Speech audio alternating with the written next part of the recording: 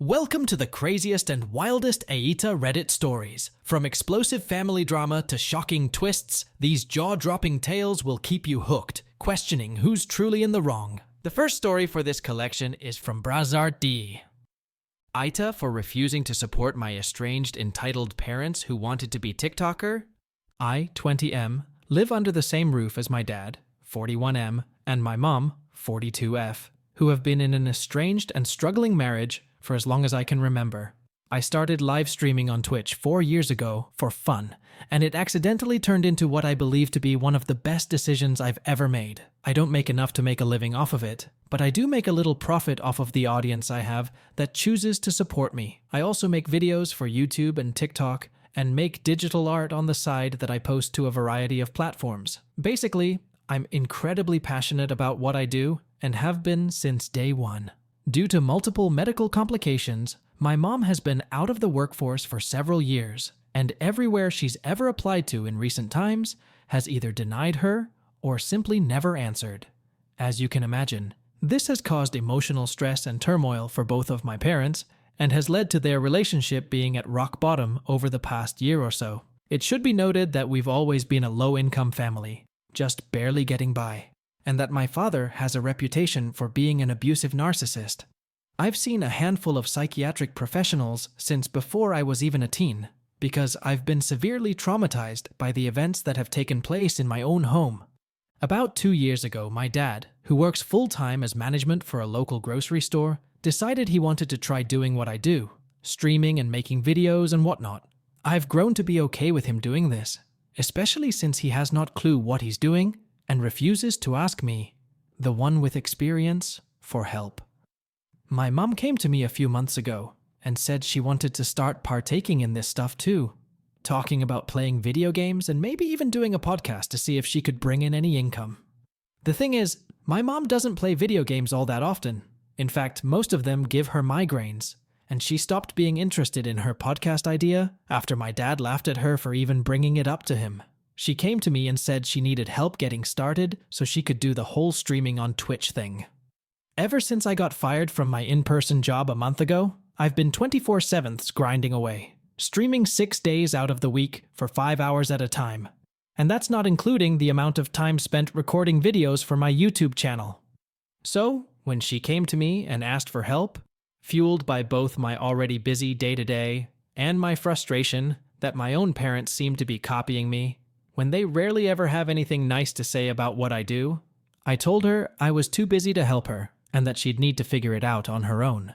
When I started streaming, I did it because I was passionate about video games and started off with nothing more than an Xbox and a headset. And I reminded my mom of that fact, but she's still actively blaming me for her lack of money and support. Now she says that her and my dad are going to start an OnlyFans. In case you aren't aware, OnlyFans is a live streaming and video service similar to YouTube, except it's purely for adult content. I'm not kidding. They've ordered equipment, and he's sending her texts while he's at work discussing ideas like online aliases and role-playing prompts. How do I know about this? My mother has been telling me the details. I told her the first time she mentioned OnlyFans that I didn't want to know anything about it, that it wasn't my place. But now she's bringing it up every time she needs money for something. Money I'm not able to give her because of my lack of a job. She says, I don't support her. My dad says my Twitch streaming and YouTube videos are never going to help me make it anywhere in life. They're fighting at least 3 days out of the week at this point, and I've had to call the cops on them. Once after it got so heated, I was afraid they'd physically hurt one another. My mom has no family she's in contact with. She hasn't had any real friends in years. So there's no one else to go to with her problems. I want to help and support her, I really do, but I'm not even sure where to begin at this point. I'm sick of being told that I'm a failure and a disappointment because I lost my job and can't be the financial provider for both of my parents. I'm tired of my dad refusing to give my mom money, and she's not on the bank account where he keeps all his savings, so nobody knows how broke we actually are. I hate being told that what I do is stupid or pointless, only for my parents to hop on the same train the second I bring up my success with it. And I definitely don't like my parents having an OnlyFans and me being forced to hear about it. So, AITA for not being able to support my parents in any way? I've given them all the money I can, even when I had my job. And I wasn't trying to be a dick when I said I didn't have the time to support my mom starting any new projects. OP is not an AH for not supporting his toxic parents. No doubt they are struggling. OP has his own problems, both financial and emotional, especially when his relationship with his parents has not been ideal. OP's parents are being entitled, and their demands are totally unfair. As for scores, I would rate OP's parents 1 out of 5 on the AH scale, and OP would get 0 out of 5 on the AH scale. Let's now move to the next story from graphic designer Sam. AITA? Or is it my girlfriend's behavior? I've been with my girlfriend for just over 10 years. The background is relevant, I think, so here goes. We met through me working for the drama group she is part of when she was in charge of publicity. We got on really well, some slight flirtation here and there, so once the work was completed, I asked her if she wanted to stay in touch, and she agreed. It very quickly ramped up to full-on flirtation, highly messages and so forth, but we lived quite some distance away, and we hadn't met in person at this point. Within 2 weeks, things were pretty full-on, hours and hours on the phone, general talking, but lots of conversations too. Here's the kicker. Around 3 weeks in, she casually mentioned that she was married. I freaked out. I never pursue people in relationships, especially not married women, but she was very relaxed about it. Said she told her husband everything. He knew we were friends, etc. She said he was a really nice guy and praised him up. Within 2 weeks, though, she was saying he was an asshole. Didn't like her doing the drama stuff and always being out. He never wanted to do anything, etc., etc. Net result, they split up within 2 weeks. We didn't actually meet in person until 6 weeks after their separation. We've had odd ups and downs, got over them, and just got on with life. She continued to do the drama thing, no problem. There was a pause of around 2 years when a close relative of hers became very ill, and we became primary caregivers, but after the person passed away, she went back to the group. Honestly, I have no issue with it, it's her thing. I am used to her doing rehearsals twice a week, and once a weekend in the 6-week run-up to the show. I am also used to the times and when she normally gets in. Occasionally, she might join them at the pub afterwards, but only rarely. They have just finished the last show, and her behavior has been completely off. This time, she was the lead character. She has been in other shows, so nothing new. But from the get-go with this one, she started going to the pub after every single rehearsal, saying she wanted to get to know the cast. Okay, I get that, but she was getting home progressively later and later. Bear in mind, last orders are at 11 p.m. You usually get a bit of drinking up time, but she started getting home 12:30 onwards. One night, it was after 1:30 a.m., so I challenged her on it, saying the times were very out of the norm and didn't tie in with pub hours. All I asked was for the small courtesy of letting me know she would be later than usual. Never happened, and she turned it around on me, saying it was my issue. As rehearsals went on, she got friendly with the guy playing her romantic interest. Let's call him Pete. Pete is an openly gay man, but her relationship with him became obsessive. Every other word out of her mouth was Pete. I also know Pete, and frankly, I have a bad impression of him from when we worked together on publicity. He would regularly talk shit about the other members of the group's committee, call them stupid, incapable of thinking. He was going to take control and make everyone listen to him. I just don't like him. My girlfriend didn't like him either, and said that he had changed. Maybe he has, but there is no evidence of it from comments other people have made about him lately. He then started sending my girlfriend really mushy messages. I miss you so much when we're not together. The group is so wonderful now, and that's because of you. She read those to me. Anyway, the point is, she wouldn't stop talking about him, and in the end, I told her that I really don't have a good opinion of him, and didn't want to talk about him. Apparently, that made me an asshole. On a few of their social outings, she told me that when he's drunk, Pete made out with girls, and she then said when she wore the low-cut dress for a scene in the show, he was just staring at her chest.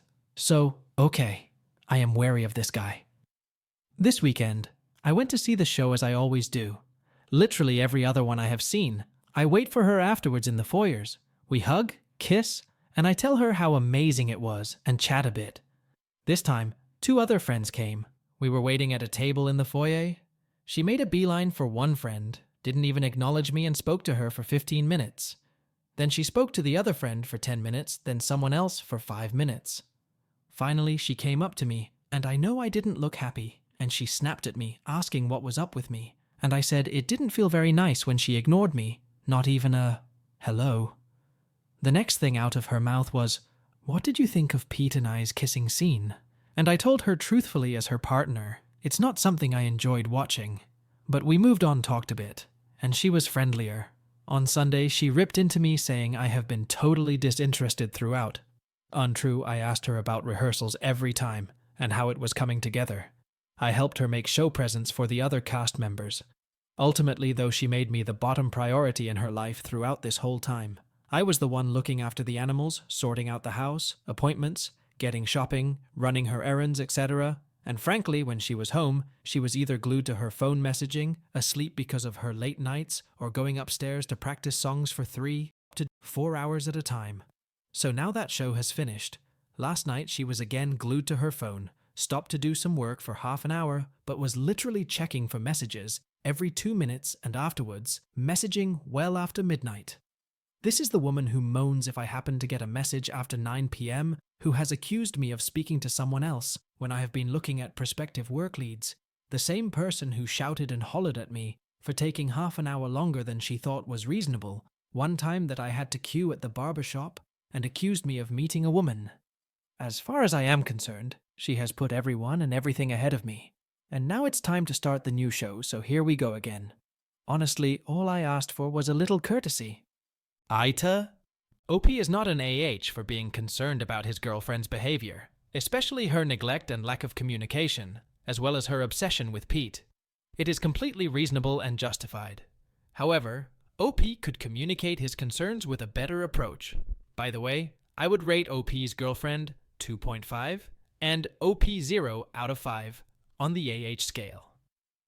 Let's now move on to the next story from Growth Quiet, 7883. AITA for being kind of annoyed at my 24F husband's 29M reluctance to lower his expectations of freelance work. Hi everyone, looking for insight on a situation with my husband. His passion has always been cooking, and he was a professional chef in a Michelin-starred restaurant for many, many years until he quit when we had our youngest daughter, due to the unhealthy environment and too many work hours.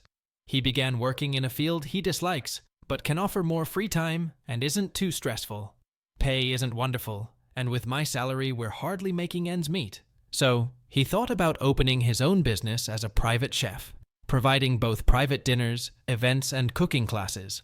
I agreed with the decision because we live in a really touristy area where those things are heavily requested, but there's not much offer because the majority of people choose to invest in restaurants, Airbnbs instead. Plus, not many people speak proper English here. I'm an interpreter, so I told him we could work together. He opened the business, bought all the equipment necessary, and I helped him set his social media up, made his business cards, and started networking with him, sending out emails to hotels, tourism agencies, you name it. No response at all. From anybody, at least yet. A few days ago, I got let go from my job.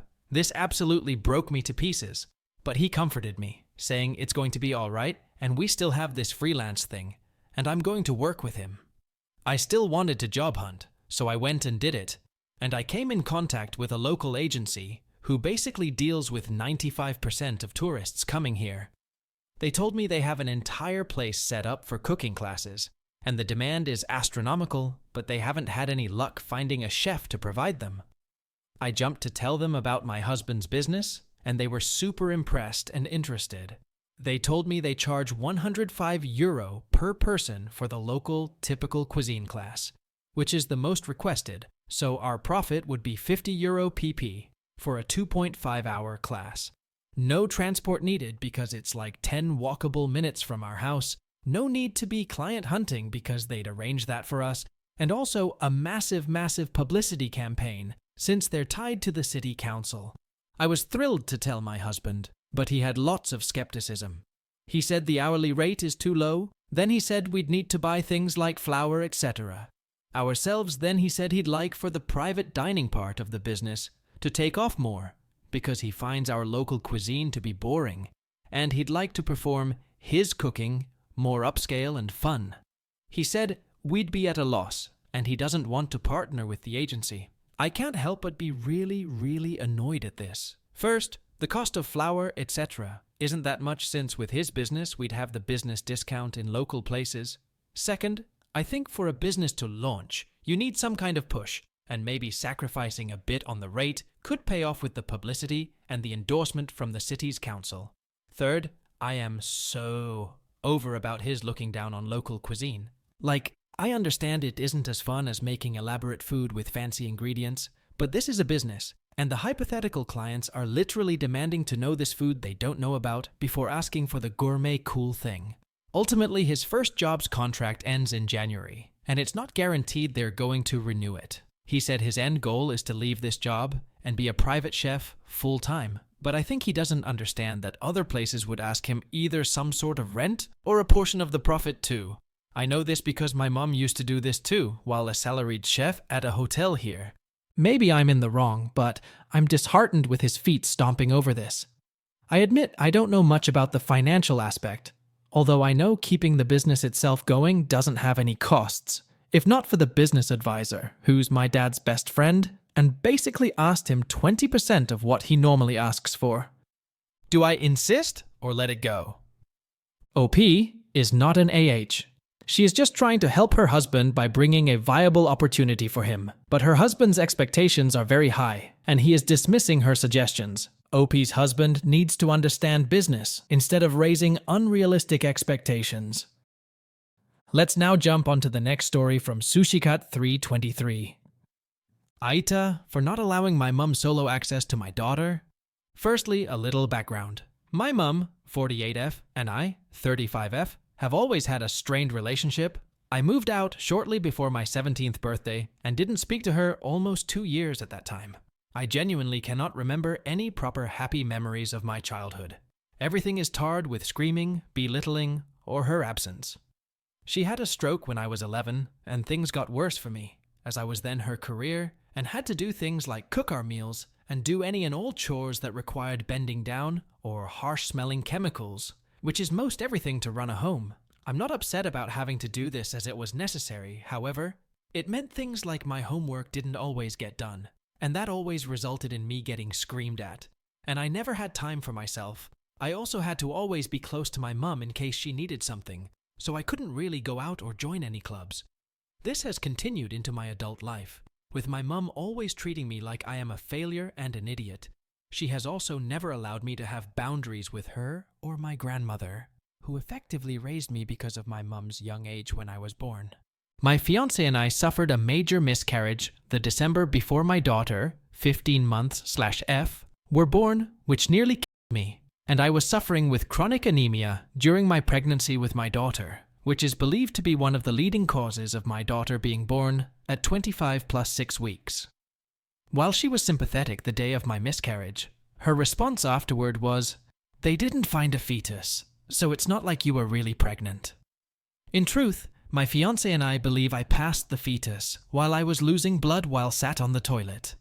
I collapsed while in the hospital, and when my mum found out, she just told me that I was being dramatic and attention-seeking. I had to have a lot of blood and saline pumped into my body to replace enough blood that I didn't go into cardiac arrest. Skip forward a couple months, and my fiancé and I find out that I'm pregnant again. I quit my chef job under the advisement of the medical staff, midwife and doctors, to which my mum immediately told me that I was acting like I was sick, and again that I was attention-seeking. I spent the whole 6 months of my pregnancy almost bedridden due to undiagnosed anemia. I was incapable of even standing for more than 10 minutes to have a shower, and my fiancé would help me in and out of the shower, and even helped wash or shave me when the exhaustion was too much. My mum just kept telling me how she had a job when she was pregnant with my brother, and how Nan worked multiple jobs when she was pregnant. When I tried to explain what was wrong, the response was always, "You're just lazy." When my daughter was born very early, and for almost 100 days, my fiancé and I spent our time between getting our house sorted with new flooring and dealing with a pest problem. We had torn up the carpets 4 days before I went into labor to install new vinyl. Perfectly legal as the flooring is considered my property, so we can change it at our whim. And being at the NICU, wondering if our daughter was going to come home or if we were going to bury her. Several times during this, our daughter coded and stopped breathing, and we had to watch if fear as the nurses fought to save her life. During all of this, my mum played the concerned grandmother. However, every time she and I were alone, she would tell me how everything I was doing was wrong, how I haven't done enough in the house to make her nursery, how she, my mum, had built a beautiful nursery for my daughter, and how if I didn't get my act together, social services would take my daughter away from me. But don't worry, because I'll make sure she stays in the family and you can have visitation. She would only ever say these things when we were alone, and when I would bite back, she'd then go out to talk to my fiancé and tell him how I'm being a horrible bitch to her just because she's trying to help me. My fiancé has always been on my side, but he had also only ever seen her be the supportive and caring grandmother, so he was surprised at my outbursts towards her. I even had her barred from the NICU at one point, and she painted me as having some kind of postpartum breakdown. My daughter finally comes home, and my mum comes over every single week, always when my fiancé is at work. She kept telling me that social services would take my daughter away because my home is filthy. There would be some dishes in the sink, or I hadn't swept the floor before she arrived at 9 a.m. It was never dirty, and the nurses that came out every week to check my daughter's weight and development always said that there was literally no reason anyone would contact SS, because our daughter was well cared for, loved and clean. The only person that ever spoke about SS taking her away was my mum, which was always followed up with, "But I won't let her leave the family. You can have visitation." I was later diagnosed with PPD and PTSD from the trauma of the miscarriage, the pregnancy, the birth, and the NICU stay. My mom proceeded to scream at me when I told her that you don't get PTSD for banging out a kid, you get PTSD for going to war and having your legs blown off. I kicked her out, and now she has limited access to visitation with my daughter, which she constantly ignores when I try to set it up, giving me the line, "I'll ring you and let you know," and then she never contacts me back. I know she doesn't work on a Thursday, so I've repeatedly asked her if she wants to come over and see her on a Thursday, and it's always the same. So in the past 3 months, she's seen my daughter once, and when she tried to pick her up, my daughter started crying and crawled away from her. My daughter does not know her grandmother. Over the past year, since my daughter was born, my mum has referred to herself as Mummy on multiple occasions, has treated my daughter like a fashion accessory, demanded that she do all the activities with her when we've gone out together, lead people to believe that she's the mum. They look shocked when I ask her to give me back my daughter, and ignored any boundaries I've put in place. Since then, my mom has been complaining to my nan about how I'm keeping my daughter away from her because I won't let her spend time with my daughter without me or my fiancé there. Although my fiancé no longer wants to be in the same house as her because he overheard her screaming at me about the PTSD and realized that I had been downplaying how bad her accusations and abuse towards me actually was. So, AITA for not letting my mum have access to my daughter without supervision, even though I know she really wants solo time with her? Given the history of emotional abuse and dismissal of OP's struggles by OP's mom, OP's response is not an AH. She just wants to protect her daughter from her mom. Setting boundaries, especially with such negative people, is very necessary. A person cannot be called an AH for prioritizing her family's well-being over a toxic relationship. OP's mom is an AH, and I would rate her 3 out of 5 on the AH scale, and OP gets nothing. Let's now move on to the next story, from Hannibal_the_scholar. Dad claims I'm the reason he has to abandon the family. AITA? I am 35M while my 2 parents, Linda, 75F, and Peter, 83M, are currently living in the same house with me again. It's not an ideal situation, but we have been making it work. We live in the USA. As a background for myself, I was someone who involved myself in politics from a young age. I spent most of my free time volunteering for things. My entire education and degree were focused on going into politics. Nothing like running for president, but I had always thought of doing my part. After college, I even got a job in DC working on Capitol Hill, but that is where I would learn politics wasn't for me. The glorious purpose I thought I had turned into keeping my mouth shut when an official said something they weren't supposed to say, or running errands for people to get them to like me. It was a mess, and I only lasted about a year. I came back to the area where my family lived, and got my own place and a job in sales. This was the start of my understanding how my Peter, my father, didn't actually see me as a person, but as an extension of himself. Now that I was back in town, He would call me or show up at my apartment with no warning. He would ask in a way that wasn't asking for help with something random. Come over and put up a fence. Come over and help weed the garden, etc., etc. I always went. I never had a problem helping out, and my sales job was nights, so I had the time. But Peter was always distant. Any comments were on the task, never anything about personal life or small talk. Even when I stayed over after a task for dinner, Peter would interrupt any talk that went outside things he cares about, even if it was Linda's topic. He just always seemed standoffish and cold to me. Now, Peter had always been a functioning alcoholic. There were plenty times I can remember him falling down drunk while laughing, as Linda had to clean up his mess, but I was a kid. I didn't fully get it at the time. Now, in my 20s, I saw his drinking and made the mistake of bringing it up one time after Peter had a bad fall. I was worried he would hurt himself, and maybe he should tone down the drinking, or at least not start at noon. Peter was retired by this point, so he would wake up and start drinking. He did not take it well. I was a loser for failing at working in DC and a bunch of awful stuff. It was bad. Linda played referee, but she was clearly on his side as she had to keep living with him. I stopped coming by as often to my parents' place after that. I was bouncing around a few sales jobs when a friend of mine told me about teaching English overseas and took a 6-month contract in Vietnam as a chance to try something new.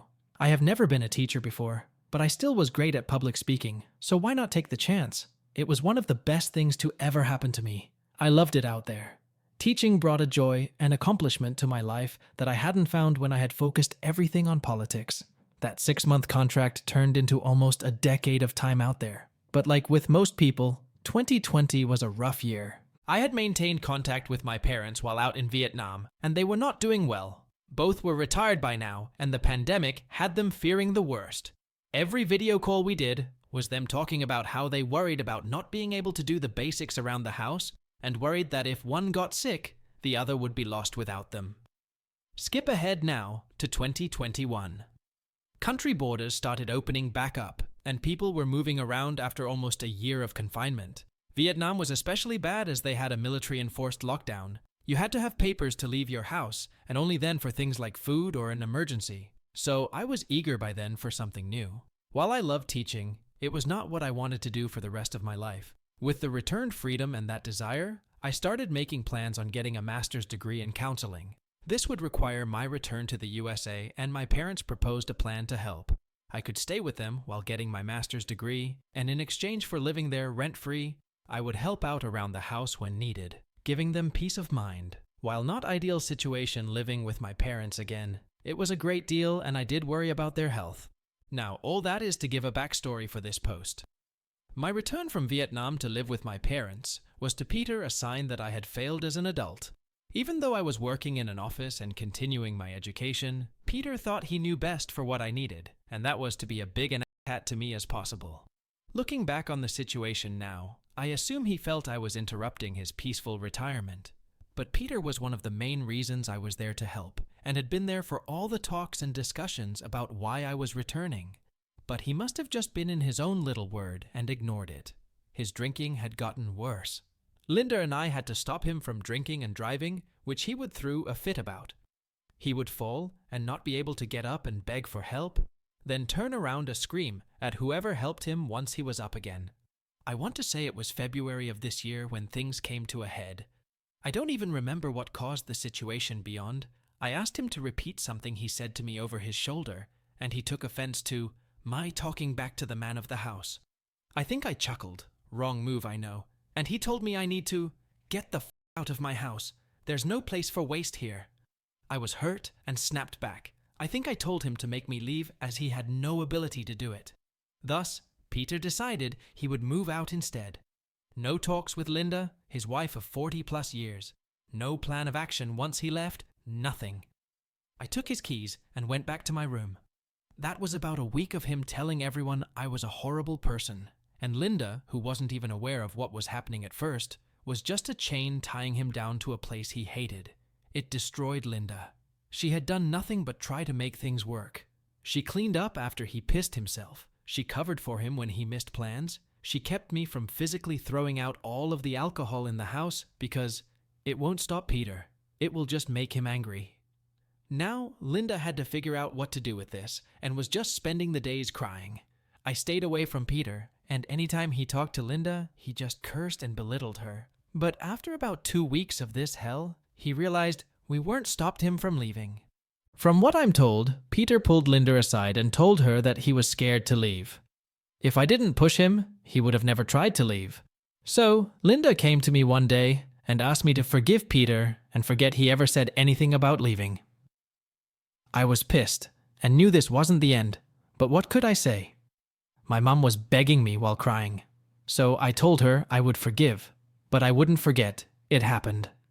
Peter even tried to talk to me later in the day, after he knew I had agreed, to explain to me that mistakes might have been made by someone, but who and what doesn't matter. Family has to move past these things. I was so angry, but I kept the peace. I would have to keep living here, so I would back down. I bit back my opinion, but told him he lost his son from this. He just shrugged and walked away. About 3 to 4 months later, there was a repeat of the event, but rather than me starting it, Linda was in the crosshairs this time. Peter was drunk as hell and was bringing dinner plates to the table from the kitchen.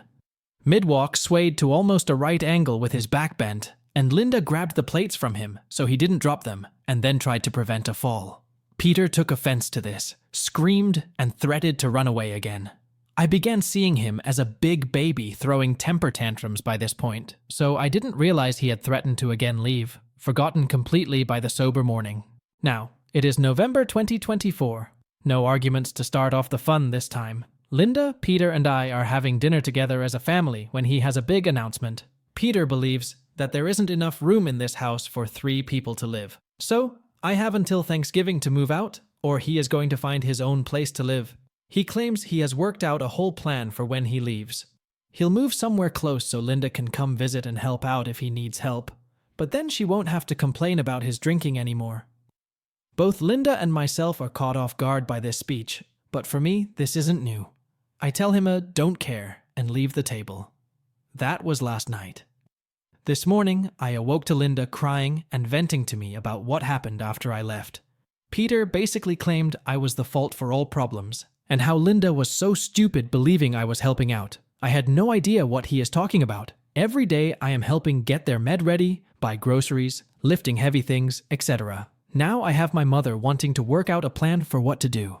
She says I can stay, but wants to see if there is a plan that makes everyone happy.